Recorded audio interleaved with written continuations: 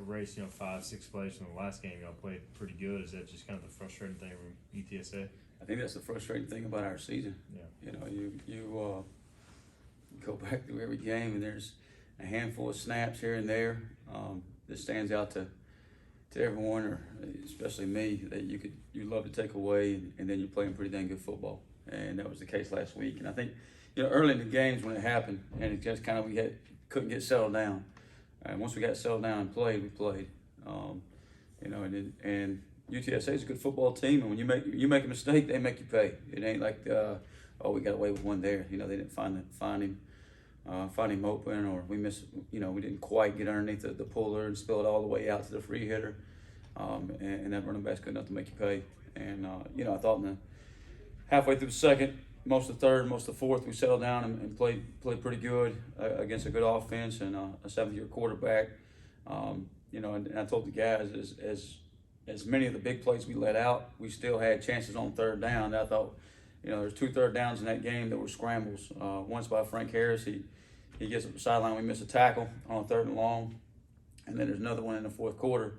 He scrambles again, and Kingston comes up we have somebody come up out of coverage, they dump it over in for a first down, and then they end up scoring on both those drives. So that's 14 points if we get off the field on those 2 third downs, and now you give yourself a chance to win the game. So that's the frustrating part, not just about last week, but about our season. And I just keep pulling thumb and keep putting us in those situations to help us play better, and making sure that we get those same looks in practice, that we're going to get on game days, that we have that experience and we can carry it from practice to the game day. Whether it's a tempo situation or whether this week we're going to get a lot of shifts, motions, trades, and the skies is there, that our kids feel comfortable and they can go play fast in the brand of football that we're used to seeing. What happened on that play at the goal line where the tight end uncovered? Was that just you get you in a certain pressure there, and you got to check out of it, and we didn't get it checked. We'd actually called timeout there the snap before, and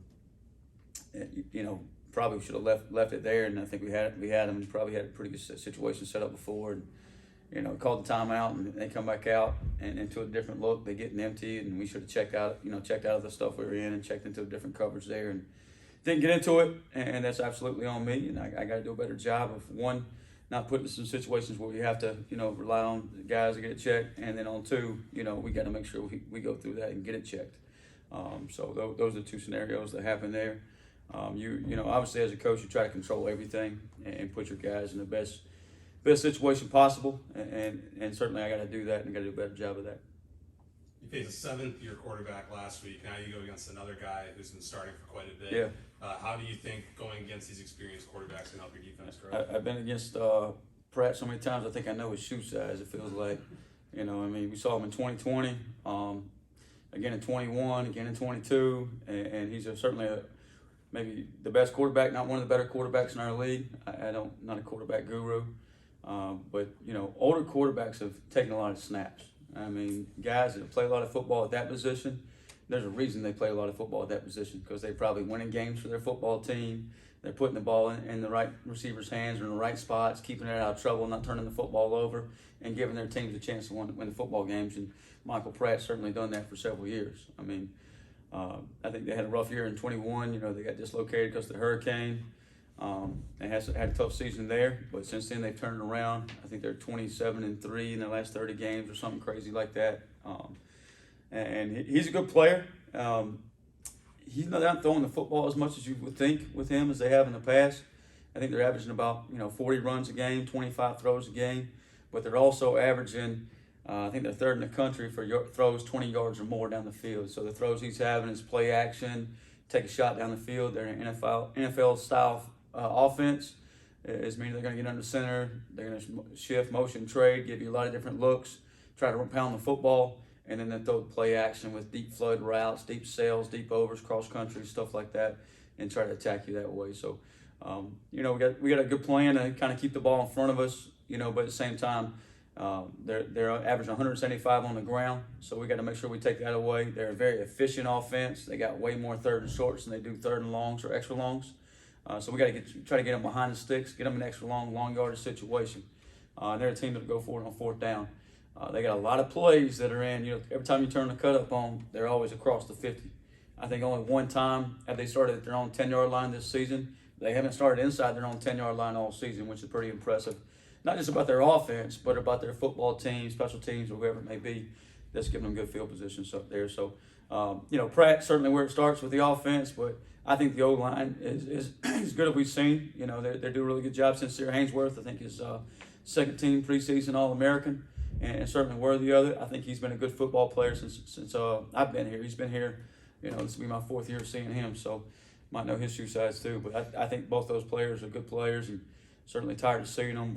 And I know our guys are up for the challenge. They're excited to be back in Dowdy and in front of our fans, excited to go, have an opportunity to go get another win. And that's what they're focused on, 1-0 this week, and against a very good quarterback. They like those challenges, like stepping up to those cases and those opportunities. You guys blew them out in 21. Pratt threw 3 interceptions that day. How, as you look at them now, and then how have they gotten to where they are? Yeah, I've watched 20. This week I've watched not only all their games from this year, but our game from 21, our game from last year, our game from 2020, and you've seen 2020 was Will Hall. 21 had a different coordinator. 22 on paper was a different coordinator, and the new OC. Has been there the whole time. He's been there since 2016, so he's seen a lot of those different OCs come and go. I think he had a huge part of it last year. If not, he might have been the guy actually calling it. It certainly seems like it, just kind of watching their offense. But you can see they've taken a little bit from all those experiences and coordinators over the years and kind of mix that into who they are and what Pratt does really well. But I think that day in 21, we got off to a fast start. I think we went down, scored 3, went up 3-0. We get off the field pretty quick, may have been a 3 and out. I know for the second play of the game, we zeroed out. They showed tempo, and they were going to 100% pass in those situations, so we just let them hang and zeroed out. And we were off the field in 3 and out. We go down, score again, we're up 10-0. We get another quick turn around, boom, we're up 17-0. And that changes the mindset of, the way you call the game, the way you can go play the game, and all those things. Is just, I was talking to one of the guys in this business who they've been really good on third down early in the season, not so much of late. And he said, what happened early in the year, why we're so much better? And I was like, what happened? He goes, we were just ahead in ball games. We were up 2 scores, 3 scores, and we could go turn it loose. We could go pin our ears back and go. And it's here late, they hadn't had that situation. So, in 21, that was kind of the story, obviously. And, last year, we never, just never could break through. We had a chance. I think we got a third down stop there on the goal line. Had a chance to hold them to a field goal. And I think it would have been 10-9 at the half. And we had a penalty, personal foul, and they ended up getting a new set of downs and got in the end zone. And I think going back to that game, there's a few third downs you find in that game if you can get off the field. One that stands out is that certain drive I'm talking about. We had them pinned back at the 10-yard line and didn't play our leverage correctly on a third down pass. We played correctly on a third down pass. We're off the field. They're punting the ball from their 10-yard line, and you got a chance to go up 2 scores. So that's the one thing we took advantage of in 21, didn't take advantage of in 22, and we got to do a better job taking advantage of it. And the same thing last week. In a game like this, you got to play complementary football, 3 sides or all 3 phases playing together to win. So how important is that from a defensive coordinator position or perspective to kind of play together as a team to win a game like this? Yeah, it's a team game. It takes all phases. I mean, our offense played really well last week, and defense gave us some big plays early. If we don't give up those big plays, heck, we're right where we need to be. On top of those guys and kicking butts, and special teams been doing it all year. So it's important that all 3 of us go play our best football game to give ourselves a chance to win, and we got to do that to go win football games. There's you always say there's very small margin in this business, in this game. Meaning you can't make a lot of mistakes and win games, especially against good football teams like Tulane, and they certainly are. So we got to be at our best this Saturday to go play our best game of the year, in all phases, and be able to do that. When a team can run the ball like Tulane does, I'm sure you want to get a lot of guys to the ball and rally, but you also got to be aware they can put it over the top. So you just talk to the guys about just kind of making sure those eyes. No doubt, that's the number one thing is eyes. And I think we always talk about see a little, see a lot, see a lot, see a little. But if you got your eyes in the wrong places and you're gonna have your eyes locked in on your key, you're gonna find a guy out, turn loose. And I think that's what happened last week. We got to do a better job of this week. And we've been, overemphasizing it. hey, make sure you burn your eyes in on that guy, and you carry it all the way to contact, and you watch him all the way to contact. And like you said, like they certainly love to run the football, and they will pound you, and they're patient enough to do that. But I think the quickest way to the end zone is over the top through the air, and that takes the air out of you pretty quick. So we got to make sure we do a great job with our eyes, do a great job staying on top, and knock the one-on-one balls down. You're running over all those instances and plays. Do you have an estimate on how much film you watch, an hour? How many hours a week? I know it's you feel like you never can get enough. And somebody told me this one time: when you watch film, every time you turn the film back on and watch it again, you learn something new. And just whether you forgot it or it's moved on. And there's nothing like watching yourself too. You learn a lot. Sometimes our players are the same way. You can watch a teammate make a mistake, and it doesn't really hit home until you make that mistake. So when you're watching the film, you watch North Texas make a mistake or Rice make a mistake. It doesn't really hit home until you see you guys are making the same mistake, or hey, we got to be good enough. We're not going to make that mistake. So there's a lot of film you watch. It's just, and there's different instances too. There's different ways to watch it. You can watch early in the week, I watch the complete game starting out, and then I watch the TV copy because I want to get a feel for, how do they come out of the huddle? Are they a hurry tempo team? Are they looking at the sideline? Is the quarterback checking? So you're going to watch the TV copy, complete copy. And then you go back and watch the cut-ups, okay? What are they doing on first and second down? What is their base out of a non-situation? And what I mean by that, they're not in the red zone. They're not backed up. It's not the first play of a series. How do they treat those? Well, how do they treat second down after a loss? How do they treat second and short? And so you treat it that way. Then you go to your third downs. And then you go to your third downs, okay, they're across the 50 and 4-down territory. Now you got to treat that third and 5, like we had the first third down last week was at the 44-yard line, 40-yard line, somewhere in there. It was like a 3rd and 6, 3rd and 7. That's 4-down territory for UTSA. They went tempo as well. They went tempo all year and showed hard count. Boom, try to draw you off sides, get a free play, check the sidelines. So we get in a base quarters call, which is not a bad defense. And they go hurry tempo and take a post shot, which tells you like they were going to go for it on 4th down.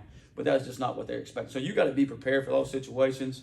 You're watching red zone cut-ups, watching goal line cut-ups. You're going back and watching 22 film, 21 film, see what you may have got hurt in those situations, because those guys are too. Hey, they may go back to, hey, what was successful for us in 22? What was successful for us in 21? Okay, because in 21, we did the Pythagorean theorem. Coach Tesh loves to do that. And we had to explain to a couple coaches in our room what the Pythagorean theorem was and where it came from. But I think it's like the one side of the triangle and this side of the triangle, and it goes across the field. So Pratt, rolls out and he's throwing the ball from the left hash and he throws it down to the right corner of the end zone. It only looks like it's a 48-yard throw, but Coach Tesh did the Pythagorean theorem. It's like a 62-yard throw. But he throws a rope down there, and that's a look that you say, okay, well, we should have done this, didn't know this, but they're going to come back to that look. And we got to do better than just Pythagorean theorem it up. We need to go pick that ball off. So, but you watch a lot of film. Good answer. A lot of film. Yeah. Anything else? Good stuff, man. Yeah, I appreciate Coach. I appreciate